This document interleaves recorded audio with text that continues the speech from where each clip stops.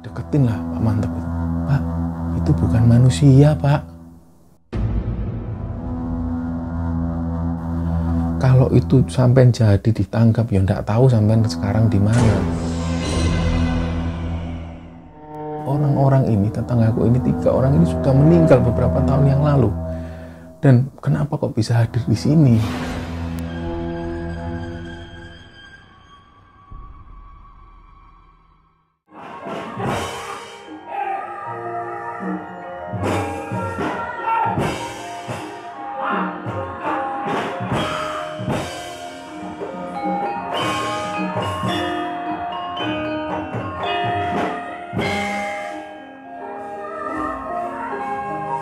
Bismillahirrahmanirrahim. Assalamualaikum warahmatullahi wabarakatuh. Sobat Kembara Sunyi dimanapun berada, pada kesempatan kali ini saya akan bercerita tentang pengalaman seorang dalang ternama di Indonesia, di mana cerita ini pernah terjadi di sekitaran tahun 70-an hingga 80-an. Nah, sebelum kita masuk ke ceritanya, untuk teman-teman yang belum subscribe, jangan lupa subscribe dulu. Dan untuk teman-teman yang telah mendukung Kembara Sunyi sejauh ini, kami ucapkan terima kasih. Semoga kebaikan teman-teman dibalas kebaikan berlipat oleh Allah Subhanahu wa Ta'ala.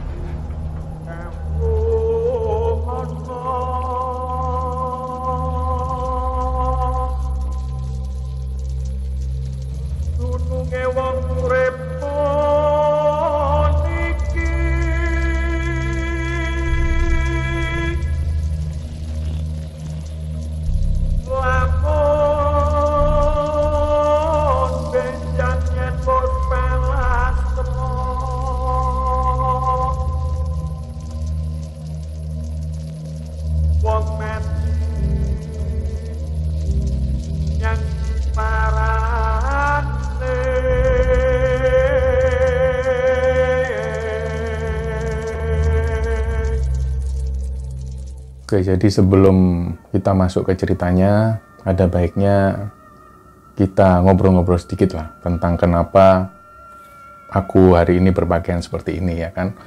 Pakai belangkon, pakai baju seperti ini. Karena cerita yang mau tak ceritain ini tentang seorang dalang dan tentang sebuah pementasan wayang. Jadi mungkin bagi teman-teman yang belum tahu bahwa wayang itu sangat identik dengan budaya Jawa. Jadi pertama kali wayang itu memang tujuannya adalah untuk dakwah. Di masa-masa Wali Songo pada waktu itu, pertama kali wayang itu diperkenalkan untuk dakwah ke masyarakat, karena pada waktu itu masih banyak yang belum mengenal Islam secara keseluruhan. Jadi ada satu pementasan wayang yang besar yang digelar di halaman Masjid Demak pada waktu itu, di mana pada waktu itu Raden Fata sebagai rajanya. Nah, karena dorongan para wali, terutama para wali Songo, untuk mendakwahkan Islam dengan cara dari sisi budaya, diambillah wayang ini digelar secara besar-besaran. Disitulah kemudian di dalam penceritaannya banyak sekali diselipkan dakwah-dakwah Islam. Nah, sekarang kita bahas lagi tentang belangkon. Awalnya kenapa sampai ada belangkon? Jadi ceritanya dulu ketika masyarakat Jawa memeluk agama Islam, ketika itu banyak sekali informasi yang masuk, terutama tentang sejarah Rasulullah Muhammad SAW, juga sejarah tentang sahabat-sahabat Nabi. Diceritakan pada waktu itu ketika Rasulullah menaklukkan kota Makkah yang dikenal dengan Fathul Makkah, waktu itu Rasulullah itu memakai satu surban berwarna hitam. Beliau masuk kota Makkah dengan menunggangi kuda, dan ciri-ciri dari Rasulullah sendiri itu rambutnya panjang sampai sebahu, dan pada waktu itu diceritakan rambutnya Nabi itu dipisah menjadi 3 bagian, dan beliau menggunakan sorban berwarna hitam.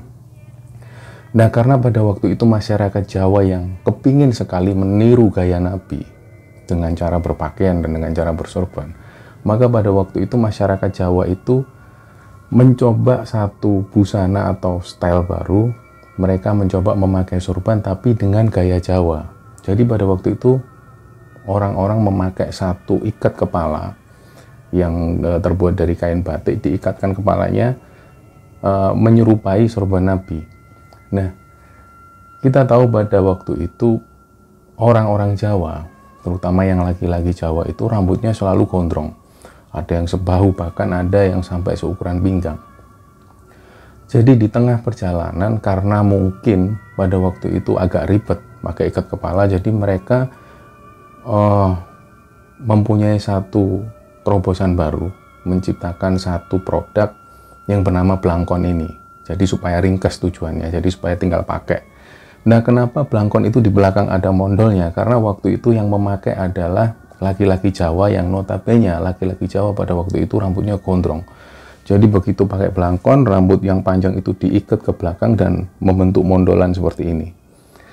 Dan ada filosofi khusus tentang belangkon itu karena belangkon ini juga dibuat dengan filosofi yang sangat detail sekali, dan pada waktu itu adalah seorang Sunan Kalijogo pada waktu itu yang mempunyai ide untuk membuat belangkon. Maka belangkon itu dibuat seperti ini dan ada lipatan-lipatan di bagian kanan dan kiri, di mana di lipatan ini ada berjumlah sekitar 17 lipatan, yang artinya ini menandakan 17 rakaat sholat. Subuh 2 rakaat, duhur 4 rakaat, asar 4 rakaat, maghrib 3 rakaat, dan isya 4 rakaat. Jadi jumlahnya ada 17. Kenapa para wali itu membuat belangkon dengan filosofi yang begitu detail? Karena untuk mengingatkan kepada orang-orang yang memakai belangkon pada waktu itu agar jangan lupa untuk mendirikan sholat. Dan jumlahnya adalah 17 rakaat dalam satu hari. Begitu juga dengan baju. Jadi para wali itu memikirkan baju apa yang kira-kira cocok, pakaian apa yang kira-kira cocok untuk sehari-hari, juga untuk pada waktu sholat. Maka dibuatlah baju takwa ini. Jadi ada yang menyebut baju ini sebagai baju takwa atau lebih terkenal dengan baju surjan. Nah, baju surjan sendiri berasal dari salah satu ayat dalam Quran. Di surat Al-Ahzab itu, kalau nggak salah di ayat 45, mungkin bisa dikoreksi kalau saya salah. Ada ayat yang berbunyi sirojam muniroh, artinya cahaya yang menerangi. Dari kalimat atau dari ayat sirojan tadi menjadi surjan. Jadi ini adalah pakaian yang tujuannya pada waktu itu para wali membuat pakaian ini supaya yang memakainya itu bisa menjadi cahaya yang menerangi untuk di sekitarnya. Artinya ketika kita memakai baju takwa ini atau baju surjan ini, harapannya adalah kita bisa memberikan satu cahaya bagi sekitar kita, entah itu dalam hal kebaikan, entah dalam hal apapun itu. Jadi begitu banyak filosofi yang sebenarnya itu sudah dipikirkan matang-matang oleh para pendahulu kita, terutama para wali. Nah, kalau misalnya terjadi sekarang busana-busana seperti ini dipakai oleh para dukun, jadi jangan disalahkan dukun, tapi disalahkan pada diri kita sendiri. Kenapa kita tidak ikut mempopulerkan itu, atau kenapa kita tidak ikut meluruskan hal ini? Padahal ini adalah budaya asli Jawa yang diadopsi dengan pada waktu itu budaya-budaya dari Islam. Nah, kita harus menghargai bahwa perjuangan Sunan atau para wali itu nggak sekedar main-main, tapi beliau itu, mereka semua itu memikirkan secara betul, secara detail filosofinya apa, dan ini harus seperti apa. Bahkan di baju surjan ini sendiri ada 3 kancing di bagian leher, yang ketika disambungkan atau ketika dilepas jumlahnya ada 6. Itu menandakan bahwa ini adalah rukun iman. Dan di bagian sini sebenarnya kalau surjan yang asli di bagian kanan itu ada 1 kancing, dan di sebelah kiri ada 1 kancing, menandakan bahwa ini adalah 2 kalimat syahadat. Dan di bagian dalam sebenarnya juga ada kancing lagi yang berjumlah 3, dan ini tertutup. Nah, ini juga ada maksud kenapa tertutup, karena ini adalah menandakan 3 nafsu, yaitu nafsu amarah, nafsu mutmainah, dan nafsu lawamah. Kenapa ditutup? Karena ini jangan sampai orang tahu. Hal-hal seperti itu harus ditutupi. Yang tahu harus diri kita sendiri. hal itu dipikirkan betul oleh para wali sampai dalam hal pakaian. Jadi sayang sekali kalau pada akhirnya hal semacam ini disalahgunakan oleh orang-orang yang tidak bertanggung jawab. Artinya kenapa atribut seperti ini sekarang lebih identik dengan dukun? Padahal ini adalah gaya Jawa Islam yang hari ini harus kita lestarikan, hari ini harus kita rebut kembali supaya identitas ini tidak menjadi identitas dukun. Nah, kita mulai masuk ke ceritanya. Jadi cerita ini adalah cerita dari seorang dalang yang terkenal di Indonesia, yang beliau di bulan Juli kemarin dipundhut oleh Allah, menghadap ke hadapan Allah. Nama beliau adalah Ki Mantep Sudarsono. Teman-teman pasti sudah tahu tentang sosok beliau ini, seorang dalang yang kondang sekali di Indonesia, dan saya juga salah satu penggemar beliau.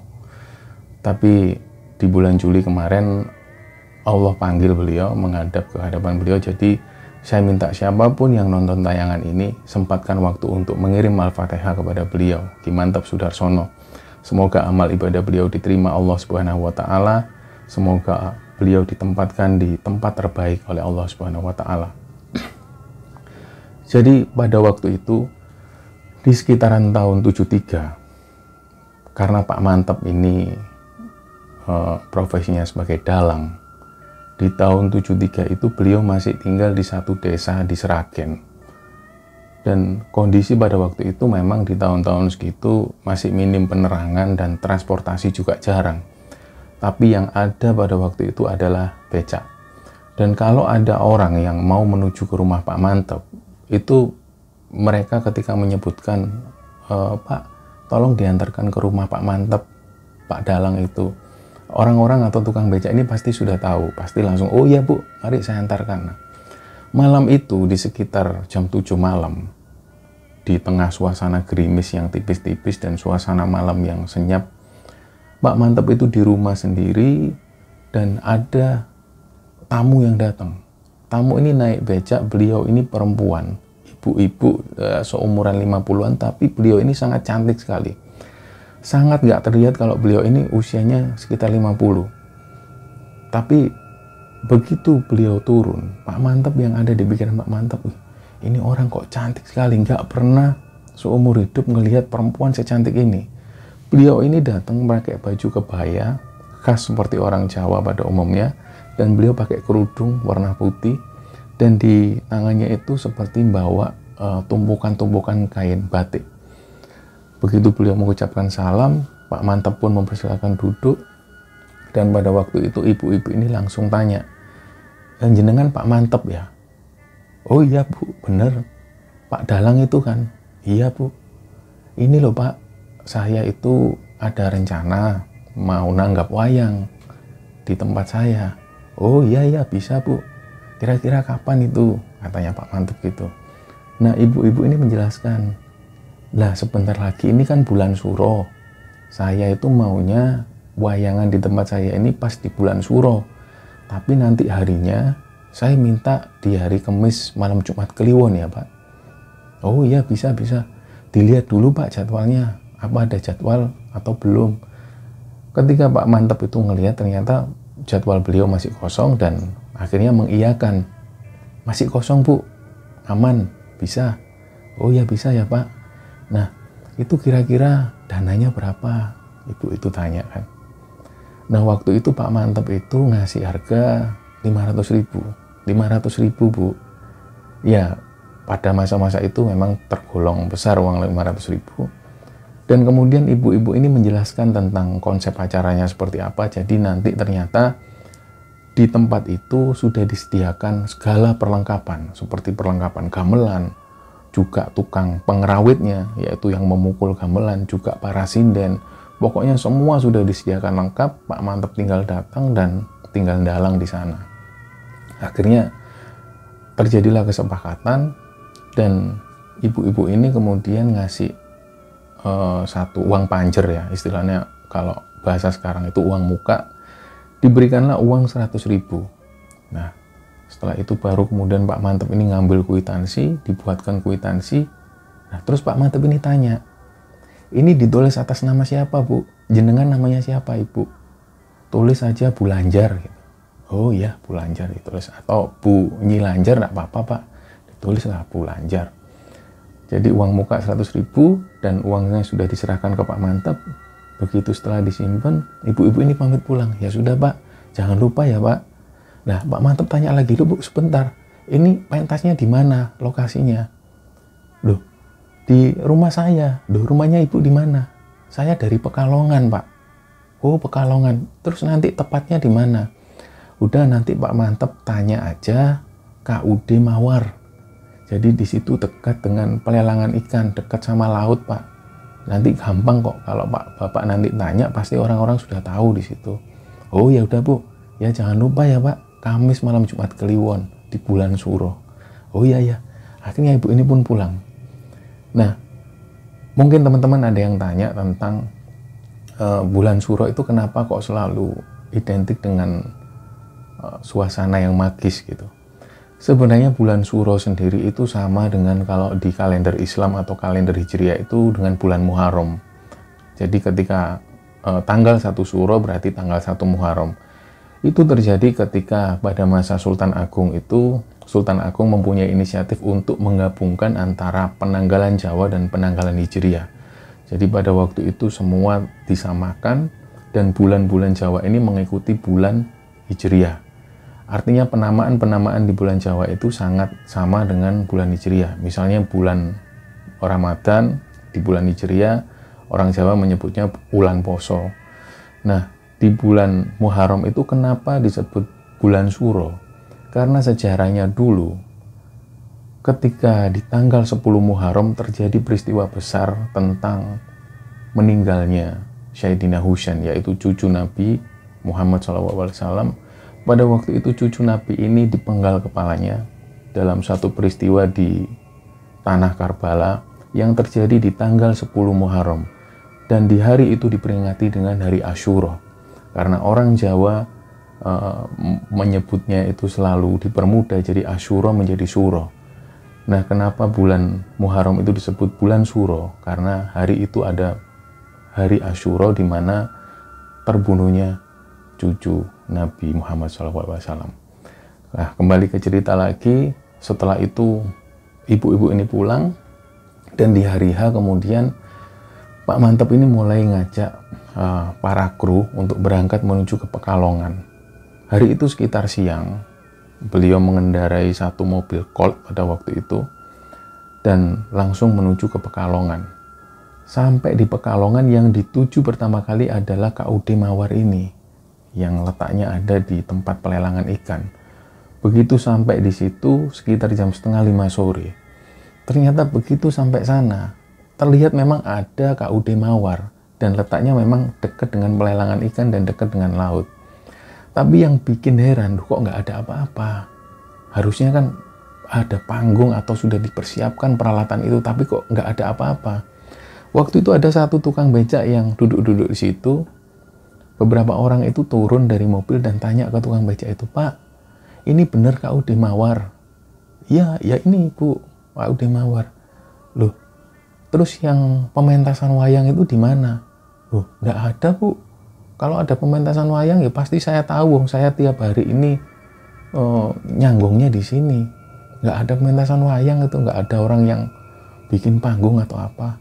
Oh, lah Ibu ini rombongan dari mana? Oh, kami rombongan dari Sragen. Oh, dalangnya siapa? Pak Mantep. Oh iya, saya tahu Pak Mantep. Tapi di sini nggak ada Bu. Mungkin di sebelah sana, agak ke utara lagi. Di situ juga ada tempat semacam ini. Oh ya udah, tak coba ke sana aja. Akhirnya rombongan ini menuju ke tempat yang dimaksud oleh tukang becak itu. Begitu sampai, ternyata juga nggak ada apa-apa. Nggak ada tanda-tanda akan ada pementasan wayang di situ. Nah, setelah kejadian itu, mereka ini muter lagi, rombongan ini muter, rombongan Pak Mantep ini muter, bingung ini mau kemana lagi. Di zaman itu juga nggak ada handphone, nggak ada alat telekomunikasi. Yang diingat adalah ada kwitansi yang di situ atas nama Ibu Nyai Lanjar. Nah, jalanlah lagi mereka memasuki seperti hutan-hutan bambu, Di situ memang ada satu panggung kecil dan terlihat akan ada pementasan wayang. Akhirnya Pak Mantep bilang ke sopirnya, coba kamu cek itu, mungkin itu di situ. Nah, begitu sopir ini turun, ternyata memang benar ada pementasan wayang untuk nanti malam. Tapi ternyata itu pementasan wayang golek. Sedangkan Pak Mantep ini adalah wayang kulit. Baliklah ini, balik ke mobil terus bilang, Pak, bukan ya Pak, itu pentas wayang golek ternyata. Oh ya sudah wes, ayo kita cari lagi aja. Nyari lagi, muter lagi. Lah kembali lagi ke tempat pelelangan ikan itu. Ternyata juga belum ada tanda-tanda, sedangkan hari itu sudah jam 6:30 malam. Dan daripada bingung, akhirnya ada saran dari beberapa orang yang ada di situ, ya sudah kita ke kantor polisi aja, ke polsek setempat sini. Jadi kalau ada acara kan pasti mereka ini izinnya ke kantor polisi, siapa tahu mereka punya data. Akhirnya, oh ya udah benar-benar, kesanalah mereka. Begitu sampai di polsek itu di sekitar jam 7 dan setengah 8 malam, ketemulah sama petugas jaga piket di situ, bapak-bapak polisi. Malam Pak, ya malam. Ini Pak, kami ini rombongan wayang, saya ini dalang. Terus kita ini mau pementasan di Pekalongan sini. Nah, kami sudah cari di KUD Mawar, ternyata itu nggak ada persiapan apa-apa. Mungkin Bapak punya data, dicek lah sama polisi, dicek. Nggak ada itu Pak. Ini Bapak dalang dari mana? Dari Sragen. Oh, jenengan ini siapa namanya? Saya Pak Mantep. Oh ya tahu, polisi itu bilang gitu. Tapi nggak ada ini Pak. Kalau ada pementasan atau apapun acara-acara pasti harus izin ke sini. Lah ini nggak ada ya Pak, kata polisi gitu. Oh ya sudah kalau gitu. Iya, loh Bapak ini mentasnya di mana toh? Di situ, di KUD Mawar, di tempat pelelangan ikan. Loh, KUD Mawar ya di situ Pak, dengan ke arah utara. Iya, kami sudah ke situ 2 kali loh Pak, nggak ada tanda-tanda apapun, nggak ada panggung, nggak ada apa. Oh ya sudah, ya sudah. Nah terus ini gimana? Ya sudah kalau gitu ini aja Pak. Jadi Pak Mantep itu minta ke polisinya, nanti Bapak ini sebagai saksi ya, kalau rombongan kami ini sudah datang di Pekalongan. Jadi kalau ternyata pihak tuan rumah ini nantinya mempertanyakan, kami sudah datang, kami sudah cari Pak, ternyata nggak ada tempat yang dituju. Oh iya Pak, nggak apa-apa. Ini Pak ya, jadi saksi ya Pak. Iya. Akhirnya pamit. Rombongan Pak Mantep ini pamit pulang, terus di tengah perjalanan itu menuju pulang, karena kondisi sudah capek, mau bolak-balik cari tempat. Akhirnya ada satu warung di situ. Di pinggir jalan di tengah hutan itu ada warung yang kebetulan di situ yang jaga warung, yang punya warung ini nenek-nenek tua gitu, udah sepuh sekali. Mereka mampir, ayo kita cari dulu minuman hangat. Mereka pun berhenti di situ dan mereka mesen minuman hangat. Lah seperti selayaknya orang yang orang Jawa ketika di warung atau apapun ketemu orang baru selalu ngobrol. Jadi waktu itu Simbah ini atau nenek-nenek ini tanya ke rombongan Pak Mantep, rombongan dari mana toh Pak, kok kayaknya capek sekali gitu? Rombongan dari Sragen Bu. Lah ini tadi kami ini rencana mau dalang, mau ada pementasan wayang. Oh dia di mana Pak? Di situ loh KUD Mawar. Nenek-nenek ini lah situ KUD Mawar, di situ pelelangan ikan situ. Lah iya Mbah, wong sudah ke sana, sudah sampai 2 kali, sampai tanya ke polisi, ternyata nggak ada pementasan wayang, nggak ada panggung, nggak ada apa. Oh lagi itu dari jam berapa Pak? Dari jam 5 sore sudah nyampe sini. Nah kok nggak ada tanda-tanda itu? Oh kalau boleh tahu siapa sih Pak yang nanggap? Nah nenek-nenek ini tanya gitu. Itu katanya namanya Bu Nyilanjar. Lah kan nenek-nenek ini kaget. Duh Pak, dideketin lah Pak Mantep itu. Pak itu bukan manusia Pak. Loh yang bener Bu, wong beliau itu datang ke rumah saya itu, iya orangnya cantik kan, kata nenek-nenek itu. Iya cantik, dia pakai kerudung. Iya Pak, orang sini, orang Pekalongan ini sudah tahu tentang Bu Nyai Lanjar itu bukan manusia. Beliau itu penguasa Laut Utara. Kalau jenengan tahu di Laut Segoro Kidul itu yang penguasanya Nyi Roro Kidul, di Laut Utara itu Bu Nyai Lanjar itu. Loh yang bener tak Bu? Lah masa yang datang ke saya itu siapa? Wong jelas-jelas itu penampakannya seperti wujud manusia. Wis pokoknya orang sini nih sudah tahu semua Pak, Bulanjar itu bukan manusia. Beliau itu ya penguasa laut utara lah pokoknya. Nah, dari situ rombongan ini tercengang semua, saling melihat satu sama lain. Loh, pantasan kok enggak ada. Akhirnya nenek-nenek ini kembali bilang, Simbah ini bilang, tapi ya syukur alhamdulillah toh Pak, enggak jadi pementasannya. Kalau itu sampai jadi ditangkap ya enggak tahu sampai sekarang di mana.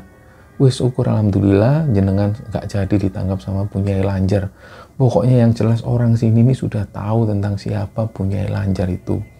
Beliau itu bukan manusia. Oh ya udah Bu kalau gitu.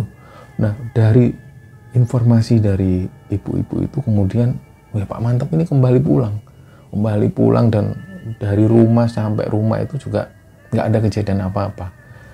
Tapi yang membuat Pak Mantap heran itu adalah ketika setelah sampai dari Pekalongan itu, beberapa hari setelah itu, tanggapan wayang ini rame. Jadi jadwal untuk pentas wayang ini rame. Dan nggak berhenti sampai 1 tahun, 2 tahun jalan terus setelah kejadian itu.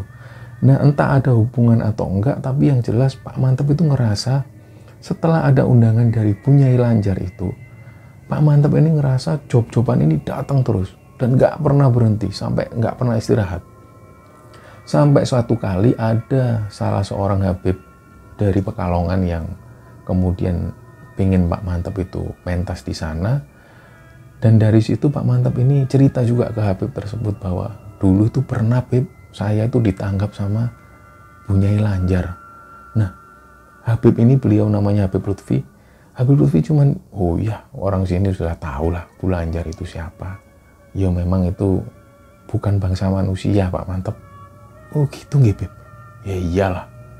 Ya banyak juga nggak hanya jenengan yang ditangkap pementasan wayang itu. Banyak juga dalang-dalang yang sudah pernah ditangkap sama Bunyai Lanjar itu. Nah informasinya seperti itu. Nah pada akhirnya ya pengakuan dari Pak Mantap itu setelah kejadian itu banyak sekali jadwal-jadwal manggung. Banyak sekali jadwal mentas wayang. Sampai Pak Mantap ini kelabakan dengan jadwalnya. Nah sampailah tiba di sekitar tahun 80-an. Waktu itu ada lagi seorang. Malam itu ada orang yang datang ke rumahnya Pak Mantap. Beliau ini pakaiannya seperti kalau sekarang itu seperti seorang kiai lah. Dengan sarung yang warna putih dan atasan putih. Beliau pakai seperti sorban. Orangnya perawakannya juga nggak terlalu gemuk, juga nggak terlalu kurus. Beliau datang dan di luar itu ada kereta kencana yang ngantar beliau. Dan ada 2 orang pengawal yang nunggu di luar. Beliau mengucapkan salam dan dipersilakan duduk oleh Pak Mantap.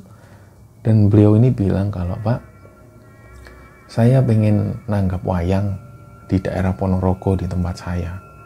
Nah nanti ancer-ancernya ini dijelaskan secara lengkap. Karena waktu itu memang komunikasi masih nggak ada ya.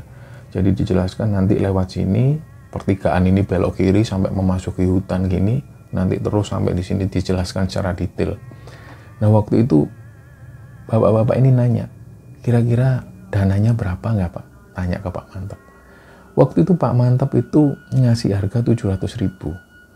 Oh, untuk biayanya 700.000 Pak. Oh ya, nanti di sana itu sudah tak sediakan.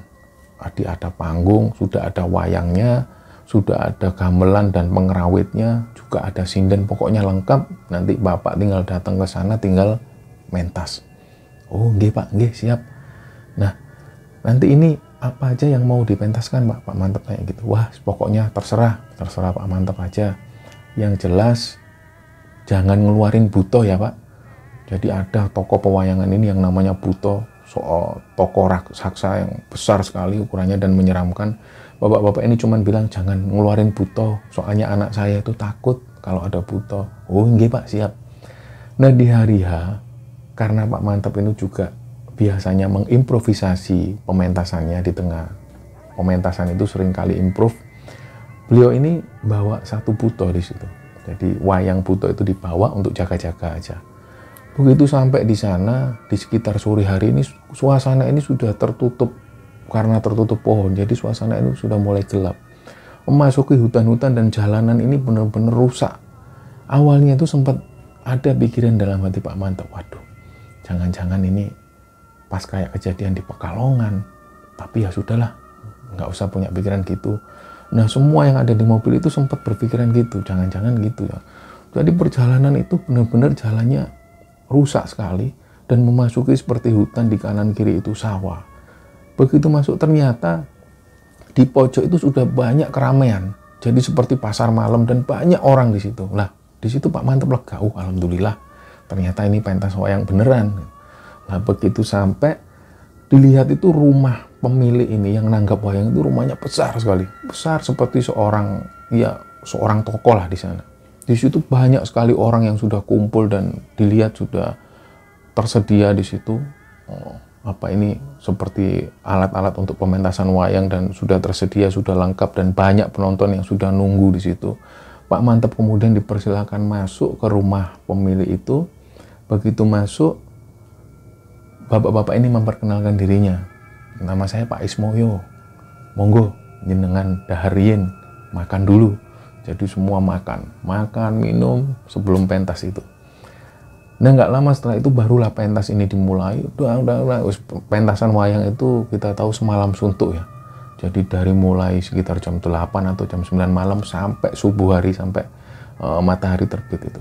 Nah, di tengah pementasan itu, karena mungkin saking menikmatinya Pak Mantep itu, di tengah pementasan itu, karena beliau ini menghadap ke arah wayang itu, di sudut mata sebelah kanan itu kan ada sinden-sinden yang duduk di situ, dan di sebelah kanan itu banyak orang-orang yang berdiri ngelihat. Selain di belakang kan ada yang berdiri gitu. Nah, gak sengaja di tengah pementasan itu, ketika sinden ini nyanyi, karena ketika sinden nyanyi ya Pak Mantep bisa istirahat dan ngerokok sebentar. Dilihat di sebelah sinden itu ada 3 orang yang ini tetangganya Pak Mantep. Kita sebut aja namanya Lek Mat, Lek Pari sama Lek Ma. Di situ 3 orang tetangganya Pak Mantep ini nonton di situ. Ya awalnya kaget, loh, ini kan tetanggaku, kok sudah di sini? Awalnya Pak Mantep gitu. Nah, karena jaraknya agak jauh jadi ya nggak sempet nyapa. Tapi Pak Mantep itu ngelihat 3 orang tetangganya ini duduk di situ, berdiri di situ. Dan jadi sambil itu, setelah nunggu sinden berhenti itu, mulailah Pak Mantep ini main lagi. Nah, belum sampai lama main, Pak Mantep ini kepikiran, ya Allah, 3 orang tetanggaku itu kan sudah beberapa tahun lalu sudah meninggal. Begitu Pak Mantep ini noleh lagi sudah nggak ada. Jadi 3 orang tetangganya ini sudah nggak ada. Pak Mantep ini baru sadar, baru ingat tuh, orang-orang ini, tetanggaku ini, 3 orang ini sudah meninggal beberapa tahun yang lalu. Dan kenapa kok bisa hadir di sini? Gitu. Itu yang dirasakan. Jadi ketika pementasan wayang itu nggak terasa, karena begitu dilihat ini kok seharusnya jam segini ini sudah matahari terbit, kok belum juga terbit. Lah akhirnya karena hari itu belum juga terang, akhirnya Pak Mantep ini ngambil satu adegan lagi, disambung lagi adegannya sampai keluarlah Buto ini tadi. Buto keluar dan Pak Mantep ini juga lupa kalau nggak boleh keluarin Buto. Jadi Buto ini keluar, ada peperangan di situ. Sampai kemudian nggak berapa lama, hanya berlangsung sekitar 15 menit. Dan Buto ini kemudian selesai, pementasan wayang selesai. Nah begitu Pak Mantep ini noleh ke belakang, ternyata ini hari ini sudah terang. Dan dilihat jam, tanya jam ke para kru itu, jam berapa ini? Sudah 8:30 Pak. Nah, 8:30?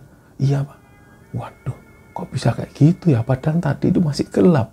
Kok bisa ya? Akhirnya ya wis nggak pikir panjang. Setelah itu Pak Mantep pun selesai berkemas-kemas, pamit dari tuan rumah. Ya uang sisanya itu diserahkan. Kemudian Pak Mantep ini dan rombongan pamit pulang. Begitu melangkahkan kaki menuju ke mobil, Pak Mantep ini noleh ke arah belakang. Begitu noleh ternyata itu adalah sebuah punden. Dan nggak ada rumah seperti istana itu, nggak ada keramaian sama sekali. Mereka ada di tengah hutan. Dan itu adalah punden. Jadi kalau teman-teman pengen tahu itu punden ini namanya punden Kelambis Ireng.